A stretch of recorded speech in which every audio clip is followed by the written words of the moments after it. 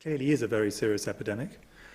But equally, the fact that actually the great majority of people will not die from this. And I'll just repeat something I said right at the beginning, because I think it's worth reinforcing.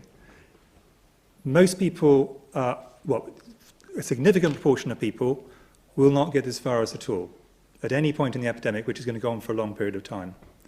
Of those who do, some of them will get the virus without even knowing it. They will have the virus with no symptoms at all, asymptomatic carriage, and we know that happens. Of those who get symptoms, the great majority, probably 80%, will have a mild or moderate disease. Might be bad enough for them to have to go to bed for a few days, not bad enough for them to have to go to the doctor. An unfortunate minority will have to go as far as hospital, but the majority of those will just need oxygen and will then leave hospital. And then a minority of those will end up having to go to severe and critical care, and some of those, sadly, will die. But that's a minority. It's 1% or possibly even less than 1% overall. And even in the highest risk group, this is significantly less than 20%, i.e. the great majority of people, even the very highest groups, if they catch this virus, will not die. And I've really wanted to make that point really clearly. Do you know, for example, now how many people in the country have recovered from the virus and are now perfectly healthy again, such as the Prime Minister, for example?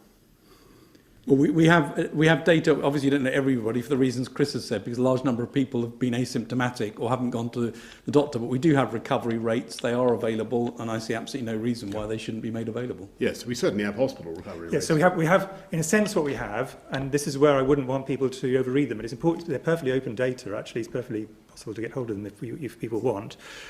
Is we have data on the people who got as far as hospital. How many of those left hospital?